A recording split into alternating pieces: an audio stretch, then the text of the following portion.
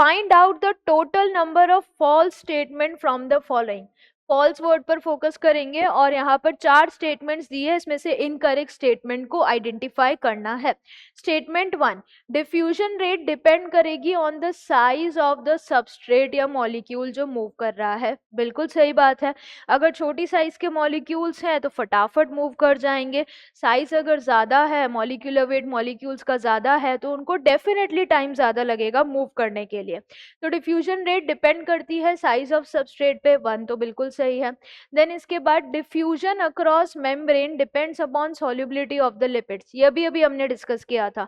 Soluble होंगे lipids में, फटाफट क्रॉस कर जाएंगे सेल के थ्रू, सेल मेम्ब्रेन के थ्रू। लेकिन अगर सॉल्युबल नहीं है, हाइड्रोफिलिक मोइटी है, तो दिक्कत आएगी, मॉलिक्यूल डिफ्यूज नहीं करेगा। तो इस तरीके से ये भी सही है।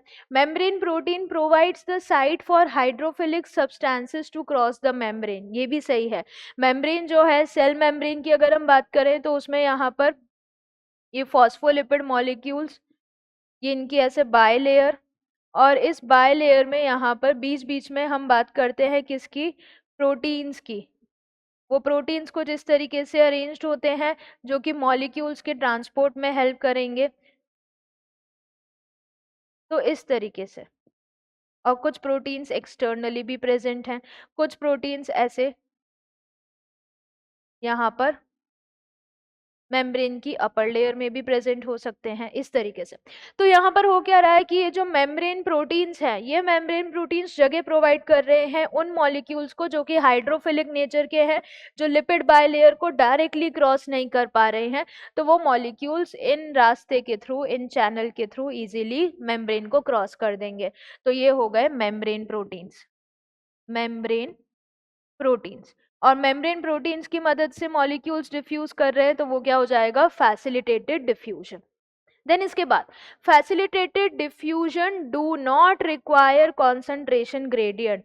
डू नॉट, अगर यहाँ पर कॉन्सेंट्रेशन ग्रेडियंट या डिफरेंस ही नहीं होगा तो मॉलिक्यूल मूव ही नहीं करेगा। तो इसीलिए फैसिलिटेटेड डिफ्यूजन होने के लिए भी जरूरी है कि जो सिस्टम है उसमें कॉन्सेंट्रेशन ग्रेडियंट प्रेजेंट हो, तभी मॉलिक्यूल अपनी हायर कॉन्सेंट्रेशन से लोअर कॉन्सेंट्रेशन की तरफ मूव कर पाएगा। तो यहाँ पर डू नॉट लिख दिया तो ये गलत हो गया। तो हमसे पूछा गया है total number of false statements, तो फर्स्ट वाली सही है, सेकेंड वाली भी सही थी, थर्ड भी सही थी, 3 सही है, एक गलत है। तो करेक्ट आंसर क्या हो जाएगा, ओनली 1 स्टेटमेंट इज फॉल्स। इस क्वेश्चन में बेसिकली हमें स्टूडेंट पॉइंट ऑफ व्यू से ये ध्यान रखना है कि जल्दबाजी में स्टूडेंट को लगेगा फोर्थ वाली गलत है, तो वो यहाँ पर आंसर डी लगा देगा।